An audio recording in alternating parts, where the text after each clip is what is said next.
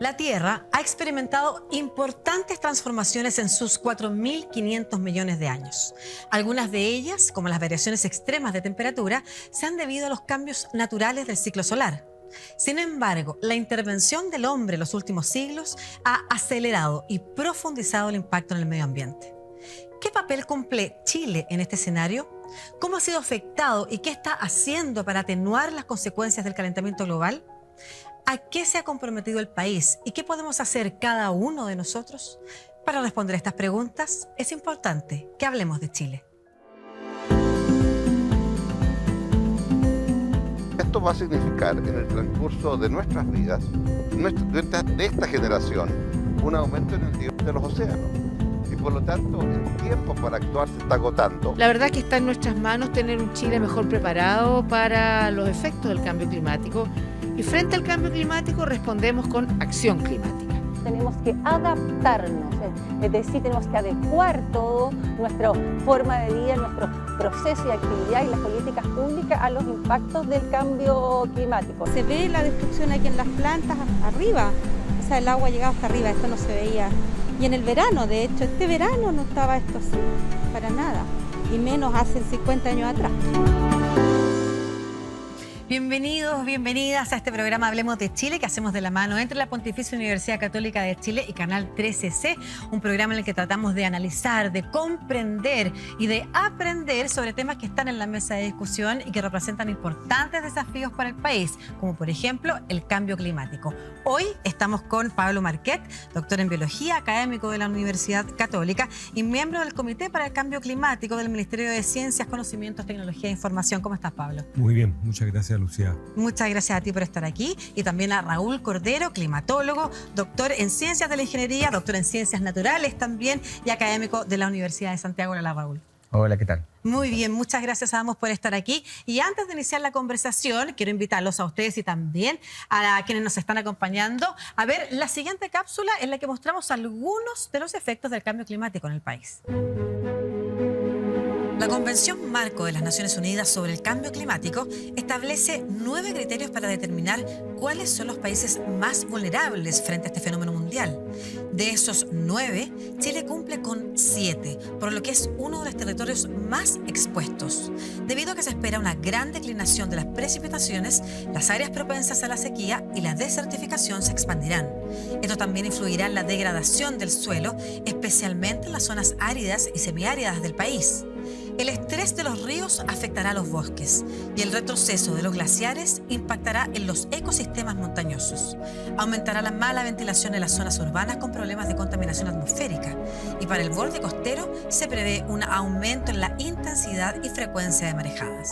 Asimismo, se anticipa un alza de la vulnerabilidad frente a todo tipo de desastres naturales. En este escenario, investigadores y autoridades predicen alteraciones en todos los aspectos de la vida de las personas en nuestro país, algo que se reflejará también en el resto del mundo. Bueno, veíamos ahí efectivamente cuáles son las advertencias que hacen los organismos internacionales respecto de la situación de Chile. Pero ¿cuál es la situación actual, Pablo? ¿Podemos hoy decir que estamos enfrentando ya problemas por el cambio climático? Definitivamente. Hay varias maneras en las cuales se siente esto y se mide, ¿no? Probablemente una de las más conocidas tiene que ver con la sequía que estamos experimentando y que tiene un componente que está asociado al cambio en el clima, definitivamente. También lo que experimentamos en términos de cambio en la intensidad de algunos procesos, como por ejemplo los incendios forestales. También se ha visto que hay una señal climática que podría ser importante ahí. Y lo otro son cosas más sutiles, porque el cambio climático no es una cosa aislada, ¿no? Sino que una cosa que interactúa con todas las otras modificaciones y muchos procesos naturales también. ¿Cómo cuáles? Por ejemplo, el cambio en el uso del suelo, ¿no? El cambio en el uso del suelo es cuando uno reemplaza originalmente lo que era un uso natural, por así decirlo, ¿no? Lo que estaba ahí originalmente lo reemplaza por un suelo agrícola o una ciudad o alguna otra cosa, ¿no? Y lo que sucede allí es que cambian los balances térmicos y hay una crisis también que está asociada a hábitat para la biodiversidad. La biodiversidad, sobre todo si es un bosque el que tú talaste para transformarlo en un campo agrícola, ese bosque secuestraba carbono. Entonces hay una serie de sinergias que se producen entre el cambio del clima y otros motores de cambio de lo que llamamos nosotros cambio global. Raúl, ¿y por qué pareciera que no percibiéramos en nuestra vida real los problemas del cambio climático? Como que fuera una realidad externa. Leyendo algunos artículos sobre percepción de riesgo, la mayoría asume que el problema del cambio climático es algo que pasa en otras latitudes o que sucederá en el futuro. Y pese a que todo el tiempo estamos recibiendo información de tormentas, de cambios extremos de temperatura, parece que no tomamos conciencia de cuánto nos está afectando hoy. Sí, esa realidad de la mala percepción de riesgo las experimentamos particularmente de manera grave en las ciudades. Viste que en las ciudades, a pesar de que llevamos 13 largos años de sequía, a pesar de que llevamos casi 4 décadas perdiendo precipitaciones en la zona central, en las grandes ciudades de la zona central todavía sigue saliendo agua. Claro. Y hemos tenido la suerte extraordinaria del año pasado, por ejemplo, salvamos raspando de tener racionamientos de agua en las grandes ciudades de la quinta región. Pero hemos estado muy, muy cerca de los racionamientos. Mientras esos racionamientos no se concreten, para la mayoría de quienes habitamos en las ciudades, el cambio climático va a ser una realidad teórica y la percepción de riesgo va a continuar siendo baja. Es parte de este programa, por ejemplo, tratar de que la gente entienda de que estos problemas, uno, como bien decía Pablo, están sucediendo ya ahora y la situación va a continuar empeorando y por lo tanto es necesario tomar acción, no solamente para mitigar el cambio climático, atacar las causas, sino, muy importante para Chile, adaptarse porque la situación va a continuar empeorando y la suerte que tuvimos este año con las precipitaciones podríamos no tenerlo en los siguientes. Por lo tanto, tenemos que adaptarnos a esa nueva realidad con nueva infraestructura. Eso es importante. Vamos a estar conversando de cuáles son las acciones que tenemos que tomar en el futuro, pero antes, ¿cuáles de los cambios que estamos viendo o que ustedes están viendo más conscientemente que nosotros, que se están investigando hace décadas ya, aunque este parece ser un tema reciente, la verdad es que son décadas de anuncios? ¿Cuáles de esos cambios son reversibles y cuáles ya son irreversibles? Bueno, es una buena pregunta, ¿no? Existen, mira, a nivel global, una de las cosas más complejas es que existen una diversidad de ecosistemas que son clave en términos del rol que cumplen en el ciclo del carbono. Y cuando uno dice el ciclo del carbono, básicamente está diciendo la capacidad que tienen para capturar y enterrar ese carbono. Y lo que se menciona es que eventualmente hay umbrales, que si se pasa ese umbral se va a producir una serie de cambios que se van a reforzar mutuamente y que vamos a terminar en otro lugar. Por ejemplo, los ecosistemas de altas latitudes, ¿no? En los polos, por ejemplo, las tundras, etc. Ahí hay una gran cantidad de metano almacenado en ese tipo de ecosistemas que eventualmente no emerge porque los organismos y la vegetación que está ahí no se descompone, pero el día en que se empieza a descomponer eso va a salir metano, va a salir CO2, van a llegar árboles ahí, los árboles van a cambiar el balance térmico porque absorben más que la nieve, porque no va a haber nieve y se va a generar una serie de procesos que se van a reforzar mutuamente. Eso va a generar más CO2, ese CO2 podría generar que otro lugar del planeta también haga así y cambie y empiece a ver como un efecto dominó. Claro, ¿no? Como casi el efecto mariposa que conocemos. Más o menos, claro. Entonces eso es bien complejo porque también cuando llegue al Amazonas y hay muchas predicciones y hay datos que sugieren de que todo lo que es el ciclo hidrológico del Amazonas que nos afecta a nosotros, toda la humedad que viene, bueno, que aquí mi colega sabe más que yo de esto, pero hay una serie de impactos que podrían tener consecuencias regionales.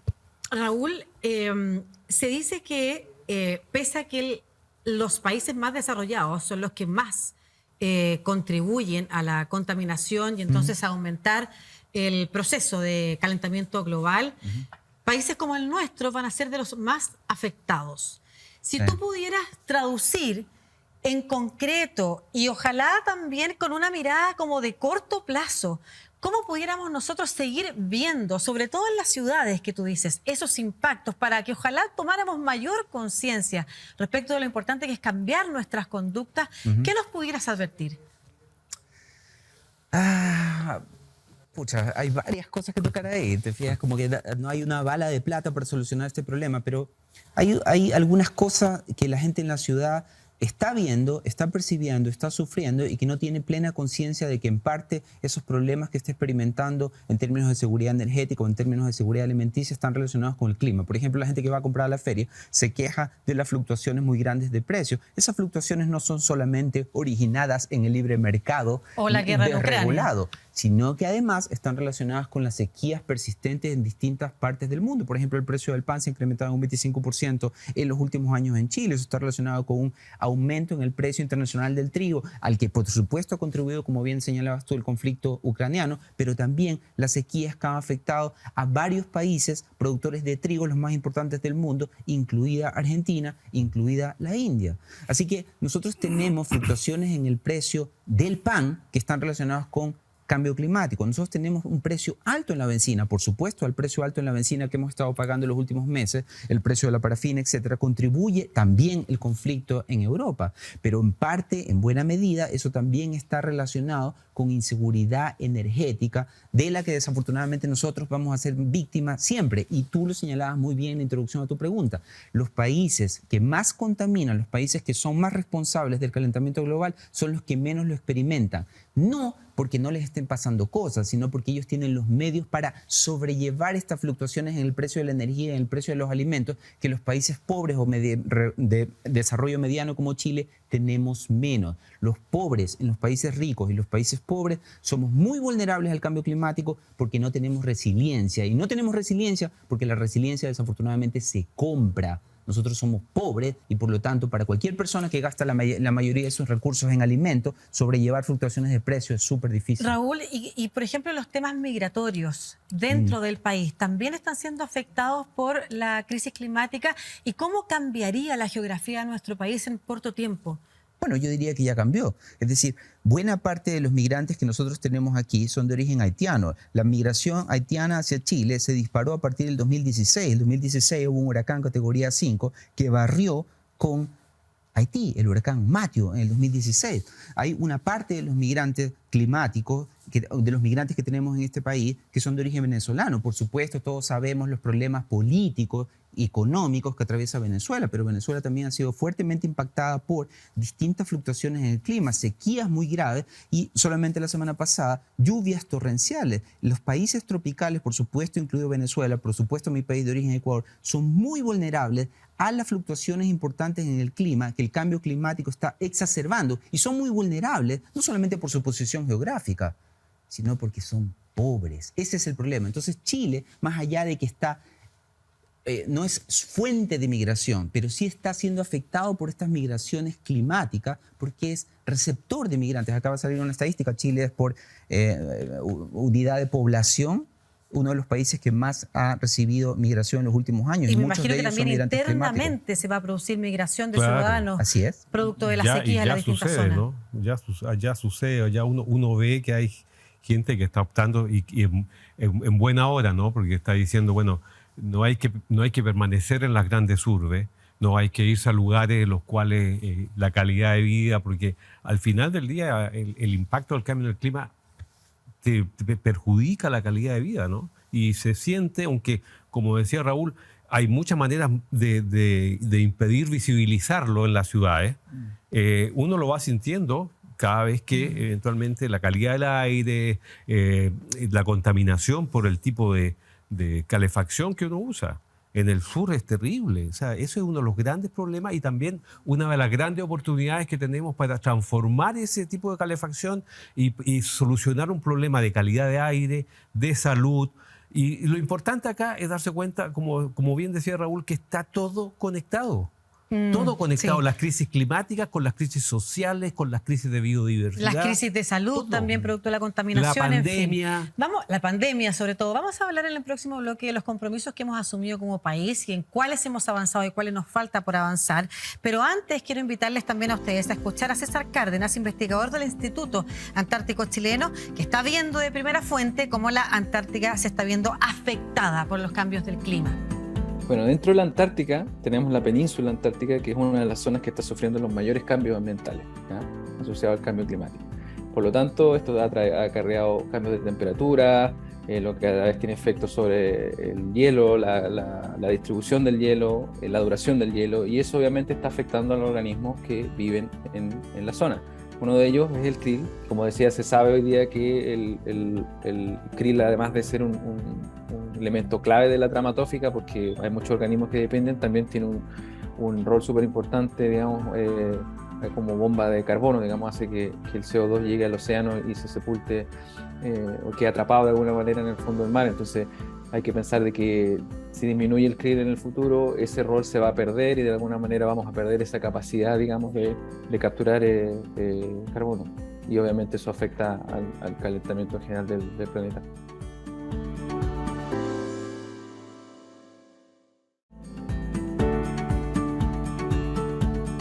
Estamos de regreso aquí en Hablemos de Chile, hoy conversando sobre cambio climático con Raúl Cordero, climatólogo y académico de la Universidad de Santiago, y con Pablo Marqueta, académico de la Universidad Católica y además miembro del Comité para el Cambio Climático del Ministerio de Ciencias, Conocimientos, Tecnología e Innovación. A propósito de eso, quiero invitarles a escuchar a la ministra del mismo ministerio, la ministra de Medio Ambiente, Maysa Rojas, para hablar sobre las proyecciones que tiene el gobierno en materia de cambio climático y luego conversamos sobre los compromisos que ha adoptado Chile. ¿Les parece? Escuchemos. Van a cambiar varias cosas, van a cerrar varias empresas asociadas a nuestra ley marco de cambio climático. Esa es otra de las cosas que han ocurrido en el país que es muy significativa. La ley marco lo que hace es darle una legislación nacional a un compromiso internacional como es el Acuerdo de París, que es algo que se negocia justamente en estas COP. Ahí nosotros nos comprometimos a ser carbono neutral a más tardar al año 2050 y eso significa que en ese plazo van a ir cerrando las termoeléctricas a carbón, van a ir desapareciendo en el fondo toda la industria asociada a los combustibles fósiles. Eso es lo que va a ir ocurriendo en las próximas 3 décadas. Así es que van a seguir cerrando cierto tipo de industrias. Sí, definitivamente sí, eso es lo que va a ocurrir. Ese es nuestro compromiso con carbono neutralidad. Y van a ser reemplazados sobre todo con fuentes de energía renovables para producir esa misma energía que antes la producíamos quemando carbón, quemando diésel, quemando petróleo. Ahora la vamos a producir a través del sol, del viento, de las mareas, geotermia, etcétera. Escuchábamos ahí a la ministra de Medio Ambiente, Maysa Rojas, conversando sobre algunos de los compromisos que ha adoptado Chile, por ejemplo, en el marco del Acuerdo de París. ¿Qué otros compromisos ha adoptado también el país y el mundo? Y si son suficientes, Pablo. A ver, Chile, a través de un mecanismo que se llama la Contribución Nacionalmente Determinada, hace un ejercicio de comprometerse, ¿no? Y a comprometerse a distintos tipos de metas, por ejemplo, de reducción de emisiones en distintos sectores, eléctricos, etc. Y también a hacer acciones que permitan capturar más carbono, como por ejemplo reforestar, proteger áreas. Y yo creo que las NDCs que se llaman estos compromisos de los países, para el caso de Chile han funcionado, pero no han sido lo ambiciosas que uno esperaría. ¿Por qué? Yo creo que los compromisos podrían ser un poco más fuertes en términos de, por ejemplo, lo que se necesita restaurar y lo que implica eso, porque hay que generar muchísima ciencia básica para hacerlo bien. Ay, pero ¿podrías aterrizar eso? ¿Qué significa restaurar? Restaurar es cuando, por ejemplo, un ecosistema, supongamos un bosque, ha sido cambiado el uso de ese espacio a una actividad humana como, por ejemplo, ganadería o agricultura.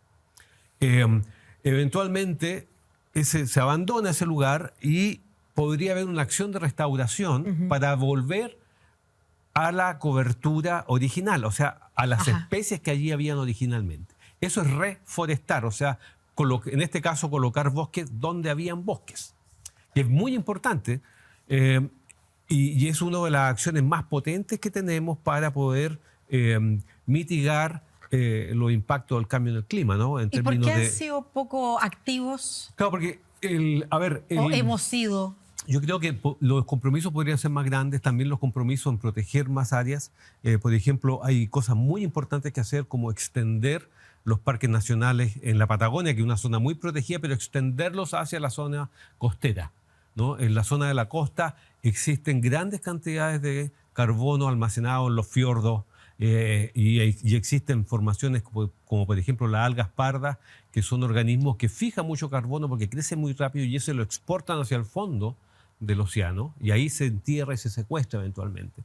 Y son sumamente importantes en todas las zonas templadas y polares. Estos bosques son fundamentales para combatir la crisis climática y es necesario protegerla. Entonces, yo creo que falta un poco más de ambición y también falta ambición en fortalecer una transición hacia una economía que no esté basada en los combustibles fósiles. Sí, de hecho estaba pensando en eso a propósito de la fecha que da la ministra, ¿no es cierto?, al 2050. ¿Será un poco tarde ya, Raúl, ponernos esos límites? ¿Hay que ser más ambiciosos, más rápidos, más urgentes? Sí, yo concuerdo plenamente con Pablo. Nosotros tenemos espacio, posibilidades para ser mucho más ambiciosos, no solamente en restauración de ecosistemas, como mencionaba Pablo, sino para acelerar nuestra transición energética. Chile tiene la gracia de que es bendecido en términos de energías renovables. Tenemos un potencial solar infinito, no solamente en el norte de Chile, sino en la zona central. Tenemos mucho viento en el extremo sur del país.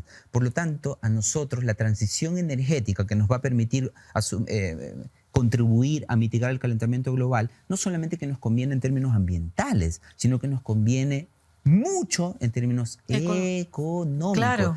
Completar nuestra transición energética nos va a permitir evitar gastos innecesarios de importar combustibles sucios y caros, como la benzina, la parafina, el diésel, etcétera, y basarnos en cosas que a nosotros podemos producir, las energías renovables, viento, solar, con extraordinariamente bajos precios. El precio de la electricidad cuando completemos nuestra transición energética va a bajar. Vamos a tener energía prácticamente gratis pero en no es el tan país simple, y no es tan tenemos simple. posibilidad de exportar.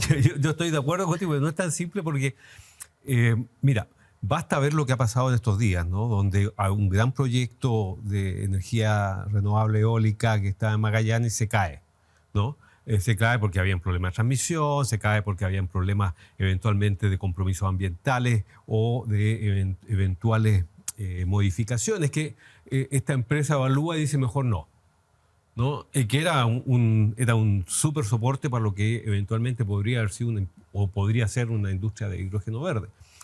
Entonces, hay externalidades que uno no maneja y que eventualmente podrían afectar el desarrollo de estos negocios. Concretamente, ¿por qué? Lo otro que es importante es que cuando yo hago una intervención en un territorio y pongo una hélice para generar energía solar o energía del viento o un panel solar, puedo tener impactos negativos sobre otros componentes como de biodiversidad. Por eso aquí hay que pensarlo bien. Y ahí se producen incompatibilidades entre soluciones que no son soluciones. Pero, del 100%. Pero, tú tienes razón que la intervención de un suelo con paneles fotovoltaicos o con turbinas eólicas puede, por supuesto, tener impactos negativos en la biodiversidad. Acepto. ¿Cuál es la solución para eso? Poner las turbinas eólicas y los paneles solares en suelo ya intervenido. Nosotros tenemos techo más que suficiente, listos en todo el país, para ponerles paneles fotovoltaicos y que la energía de la casa sea producida en el mismo techo de la casa. Raúl. Tenemos terrenos absolutamente disponibles en todo el país en el que el impacto de cualquier instalación fotovoltaica o eólica sería mínimo. Es decir, si hay un país que no tiene excusa para acelerar su transición energética, ese es Chile. Así que yo estoy seguro que nosotros vamos a ser carbono neutrales mucho antes del 2050. Mucho antes probable, pero ¿de qué depende? Vuelvo a hacer la pregunta, entonces, ¿de ponernos de acuerdo? Afortunadamente en Chile eso no es un problema. ¿Cuál es el problema? En Chile, mira, en Chile es una cuestión de ¿Lobby de esperar. las empresas? No. ¿Voluntad política? De hecho, nosotros ya... Tampoco ese es un problema en Chile. Por ejemplo, la falta de voluntad política es importante en países que tienen una industria que depende del combustible fósil. Por ejemplo, en Estados Unidos venden combustible fósil. Obviamente ellos tienen una gran resistencia interna para acelerar su transición energética. Aquí, derecha e izquierda, afortunadamente no tienen problema con ese tema. A la izquierda le interesa el tema porque, bueno, una energía amigable con el medio ambiente, y la derecha porque es un excelente negocio. ¿Y entonces? Así que la moraleja es que en Chile el mercado es el que ha estado empujando la transición energética. Hoy Chile en este momento ya es el país que tiene la mayor fracción de energía eléctrica producida con paneles fotovoltaicos en el mundo. Eso es gracias a que nuestros gobiernos son particularmente dados a combatir el cambio climático. Por supuesto que no. La transición energética en Chile la está forzando extraordinariamente, eso es increíble, un ejemplo mundial, el mercado. Ya, pero Y ¿por lo qué tanto no va a ser más avanza rápido. tan ambiciosamente Claro, como podría ser debería? No, se más está rápida. avanzando. No, Sí. Fíjate que está avanzando extraordinariamente rápido, mucho más rápido de lo que se pensaba. En el gobierno de Bachelet 1 se pensaba que en este momento la contribución de las energías renovables no tradicionales, le dicen eólica, fotovoltaica, iba a ser apenas 20%. Solo la solar ya es casi el 20% en este momento. Es decir, Claro, ¿no? las Sí. metas que el gobierno se autoimpone Las son está extraordinariamente laxas, no son suficientemente ambiciosas. Por eso yo estoy afortunadamente seguro que Chile va a ser carbono neutral mucho más rápido de lo que los políticos incluso creen. Ahora, Ojalá así sea. Vamos a dejar en el próximo bloque tu última aportación para este tema, tu último aporte en este tema en particular. Y nos queda programa, además, para hacer reflexiones también respecto de lo que ya hemos conversado. En el próximo bloque vamos a hablar de lo que hoy está viviendo gente, por ejemplo, vinculada a la actividad agropecuaria, por ejemplo, ¿no es cierto? Y cómo se está viendo eso en distintas zonas donde ya hay sequía. Eso en el próximo bloque. No se muevan las pantallas de 360.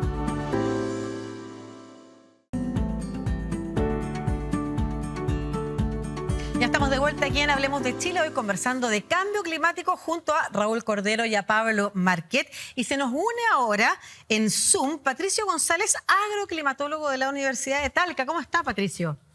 Hola, ¿qué tal? Muchas gracias por la invitación. Muchas gracias a usted. Para hablar de este tema crítico. Crítico. ¿Cómo está siendo la situación para la industria de la agricultura, pequeños y grandes agricultores o agricultoras? ¿Por qué está siendo crítica? Mira, los agricultores en este momento están en una situación bastante complicada por el tema hídrico, pero para llevarlo a contexto, todos los procesos climáticos globales son difíciles de detener una vez que se supera un punto de inflexión, el llamado tipping point, ¿no? Que es un concepto para describir el punto de inflexión donde pasado ese umbral es prácticamente imposible volver al estado interior. Y eso nos ha llevado, seguramente lo han conversado, a un catastro de inventario de desastres naturales que han estado ocurriendo en los últimos 15 años en el mundo y en Chile. Y el clima se ha vuelto extremo, agresivo, hostil, y eso se ha traducido en desastres. Y lo estamos viendo todos los días en las noticias.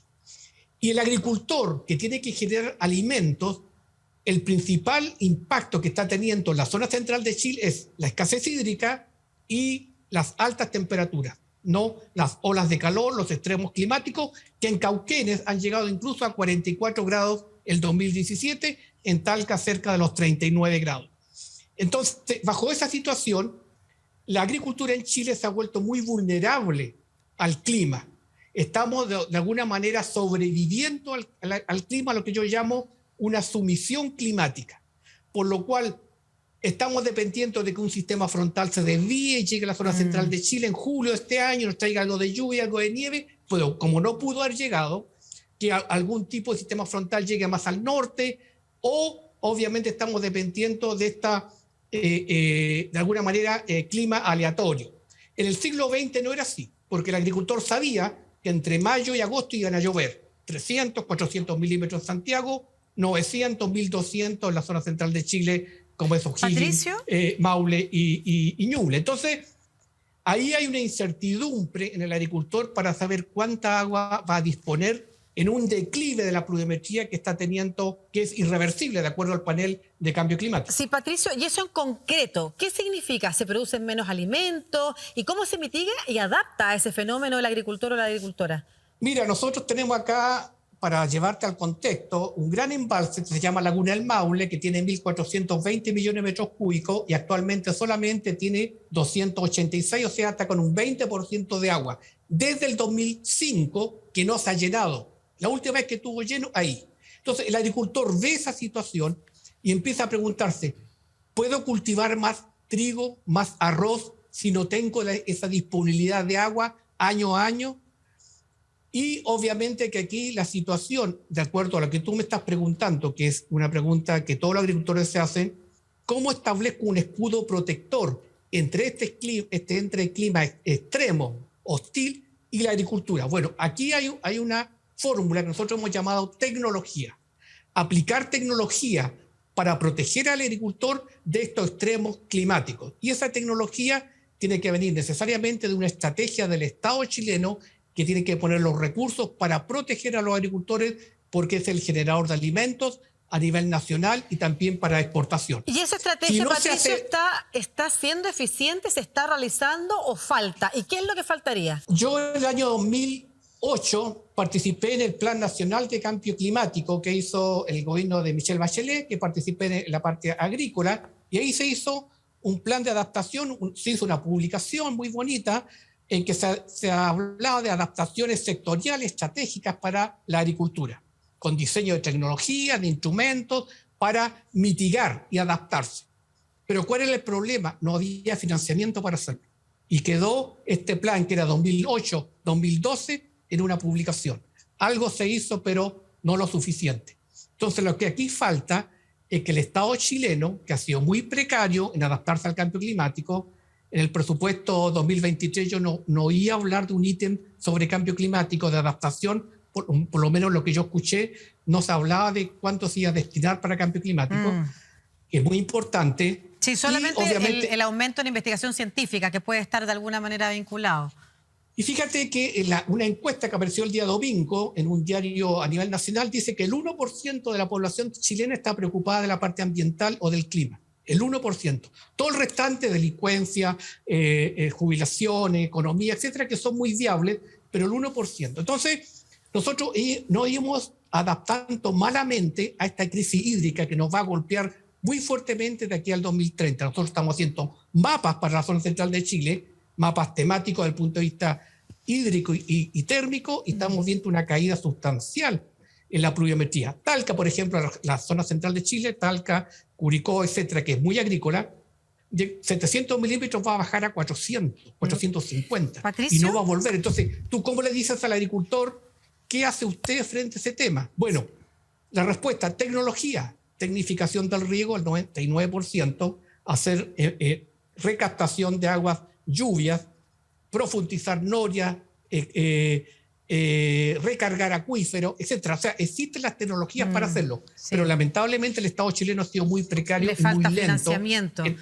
Ahora, para adaptarse, ¿no? Sí, Patricio, para cerrar, ¿de qué manera también ponemos en equilibrio la necesidad de tener alimentos con también el acceso a agua para el consumo humano? Mira, eso es una pregunta muy importante porque aquí lo que está ocurriendo, por ejemplo, en Petorca, lo que está ocurriendo al interior de Valparaíso, también en Santiago, que se está librando de un racionamiento de agua, pero está en el equilibrio, está en lo que nosotros llamamos, ¿no es cierto?, el tipping point ahí en el equilibrio, la zona central de Chile también.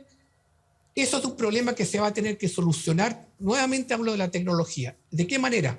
Hay que reestudiar y hacer un mapa hidrogeológico de la agua subterránea en la zona central de Chile, hay una napa, hay un embalse subterráneo muy rico en agua que se puede explotar para agua potable para la población y también para el agua de los agricultores, si es que se tecnifica el riego. De hecho, al sur de Santiago ya se están explotando pozos y se está evitando el racionamiento.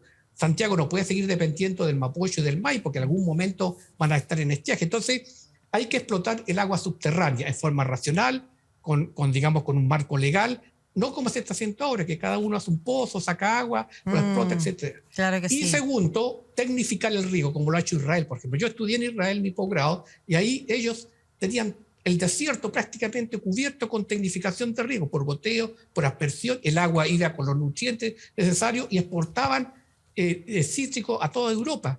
Entonces nosotros hemos sido muy lentos, lamentablemente, el Estado en adaptarse. 15 años de mega sequía Sí. y el Estado chileno ha sido, digamos, de alguna manera precario, no hay un sentido de urgencia. Muchas gracias, Yo creo Patricio que, González. De Para alguna cerrar. manera, sí, para cerrar, yo creo que de alguna manera hay que crear un Ministerio de Cambio Climático, porque esto nos va a acompañar los próximos 80 años, y si no aunamos todas las competencias que hay sobre el tema hídrico, que ahora está muy repartida, muchos ministerios, en un solo Ministerio de Cambio Climático, Chile va a aprender por la parte muy dura este tema de la crisis hídrica y también el impacto de las altas temperaturas. Muchas gracias, Patricio González, agroclimatólogo de la Universidad de Talca, por esta conversación. Y rápidamente nos vamos a una pausa y a la vuelta, entonces, las reflexiones finales también con todos los insumos que tenemos respecto de cómo combatimos, mitigamos o nos adaptamos al cambio climático, aquí por las pantallas de 3CC.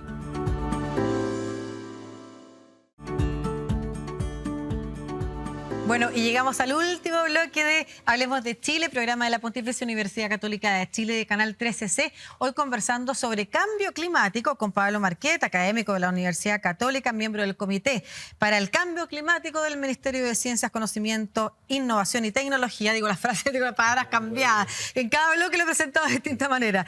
Y Raúl Cordero, que es climatólogo, doctor en Ciencias Naturales y académico de Física de la Universidad de Santiago. En este último bloque dejamos para reflexiones y cosas que no hemos podido abordar en los bloques anteriores o a las cuales ustedes le quieren poner énfasis, partiendo por algo que no hemos tocado y que tiene que ver con qué es lo que podemos hacer nosotros, nosotras también. O sea, hablamos de los cambios de gobierno, de los cambios de las políticas públicas, pero nosotros tenemos también que tomar conciencia respecto de cómo contribuimos a frenar el avance de la crisis que significa cambio climático, Raúl. Bueno, en el corto plazo lo que podemos hacer es tratar de ser más eficientes en el uso de la energía en general, de los recursos que utilizamos. Por ejemplo, recientemente se ha estado hablando mucho del desperdicio de alimentos. Eso es una cosa absolutamente inaceptable para un país de desarrollo medio como Chile, no solamente por el desperdicio propiamente tal, sino porque al descomponerse esa materia orgánica genera algunos gases de efecto invernadero, incluido metano. Entonces la moraleja es que hay que ser eficiente en el uso de los recursos, en el uso de los alimentos y en el uso de la energía, porque todavía buena parte de la energía que consumimos es fósil y genera gases de efecto invernadero. Así que tenemos que apuntar hacia la eficiencia. Como sociedad, ya como conjunto, más allá de estas acciones individuales, necesitamos tratar de forzar una mayor ambición climática de parte de nuestros líderes. Yo soy optimista, lo comentaba en el bloque pasado, respecto a que Chile va a ser carbono neutral mucho antes de mediados de siglo, así que nuestra parte vamos bien encaminados, pero si aceleramos esa transición energética, no solamente vamos a cumplir con nuestro deber de contribuir a la mitigación del cambio climático, sino que además vamos a limpiar el aire de nuestras ciudades. No hay razón para que en este momento ya todos los buses de transporte público en este país no sean eléctricos. Nos conviene económicamente, pero fundamentalmente nos conviene también ambientalmente darle dignidad a las personas que hoy tienen que transportarse en buses que pertenecen al siglo pasado. Así que lo que necesitamos es que los tomadores de decisión tomen decisiones. Y como no lo van a hacer por las buenas, la sociedad tiene que movilizarse informada para exigir soluciones.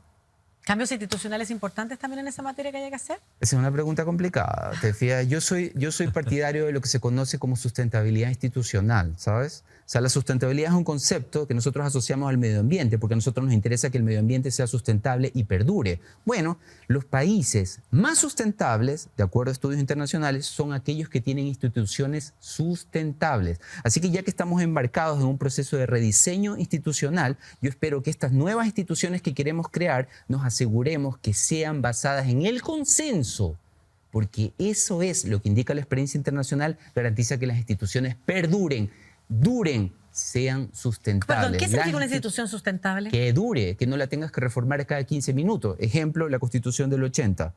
No fue sustentable. Una Constitución que dura un par de décadas no es sustentable. ¿Te fijas? Nosotros tenemos que hacer una Constitución basada en el consenso otra vez, porque es la única manera de que esa Constitución no requiera ser reformada cada 5 minutos. ¿Te fijas? Las instituciones tienen que ser sustentables y eso es un tirón de orejas también a los que también la capacidad de en la adaptarse refundación constante. Exactamente. A los cambios de sociedad. Tú das en el clavo. Pablo, a propósito de adaptarse, hemos hablado de lo que tenemos que hacer como personas, de adelantar los procesos también de carbono neutralidad, pero eso incluye que tengamos que adaptar y mitigar. Sí, mira, la carbono neutralidad, si bien es cierto, es súper importante para Chile. Bueno, sabemos que Chile no es un gran emisor de gases de efecto invernadero, ¿no? Entonces, cuando alcancemos la carbono neutralidad, en realidad no hemos solucionado el problema del cambio en el clima. Eso hay que tenerlo claro, porque este es un problema global, ¿no? Y nosotros somos emisores muy pequeños, menos del 0,3%, ¿no? Entonces, es importante tener esa visión de que esto trasciende los límites nacionales. Es importante lo que se llama, ¿no?, en la diplomacia el multilateralismo, trabajar con los otros países de la región, y esperamos que nuestros líderes lo tengan claro, ¿no?, esto no se trata de ser de izquierda o de derecha, ¿no?, o de centro, o amarillo, o verde, o rojo, ¿no? Sino que se trata, yo creo que esto hay que anclar todas estas acciones para el futuro, y sobre todo para el futuro también de nuestro país en términos de lo que esperamos como orden social, en términos de sustentabilidad ambiental. Hay que anclar esto en el fenómeno humano, ¿no? Y el fenómeno humano es un fenómeno complejo, pero si hay cosas importantes que hay que fortalecer es la cooperación entre nosotros, ¿no? Hablaba Raúl, por ejemplo, lo que pasa con la comida, ¿no?, que sobra. Bueno, hay países como Inglaterra y otros en los cuales se han organizado las personas y van y colectan esa comida. Hay manera de hacerlo, ¿no?, en los restaurantes, y la distribuyen a la gente que eventualmente puede o no tener dinero para comprarla, o que eventualmente pueden favorecerse comprando comida más barata, ¿no? Entonces, hay muchas maneras creativas de poder ser una sociedad más solidaria, y esto no, te digo, no tiene que ver con ideología, tiene que ver con ser humano, ¿no? Y entonces, eso es una cosa. Lo otro es que cuando pasamos de la carbono neutralidad, o cuando alcancemos la carbono neutralidad, luego están pendientes muchos otros problemas. Están pendientes los problemas de desigualdad social, ¿cierto? Están pendientes, porque estas personas, y esto es muy conocido, las personas que menos tienen van a ser justamente aquellos que más van a sufrir. Y eso, aunque seamos carbono neutral, como el problema no es solamente nuestro, sino que es global, nos puede impactar el cambio en el clima. Entonces, eso hay que tenerlo bien claro. Y la igualdad, nuevamente, no es un problema ideológico, es un problema humano.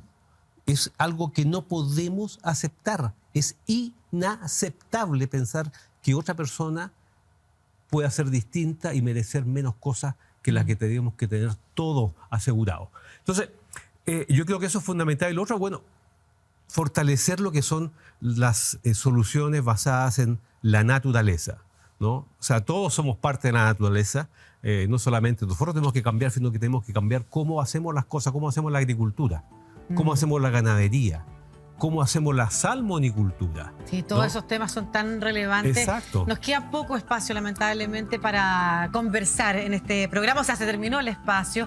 Hay todo lo que tiene que ver con la protección de los territorios marítimos, la protección de los territorios indígenas, por ejemplo, donde está la mayor biodiversidad del planeta. Tanto que hablar. Les quiero agradecer a ustedes dos por ayudarnos a comprender un poquito más qué es lo que está pasando y qué es lo que podemos hacer. Y a ustedes, como siempre, por acompañarnos en un nuevo capítulo de Hablemos de Chile. Nos encontramos pronto. Chao.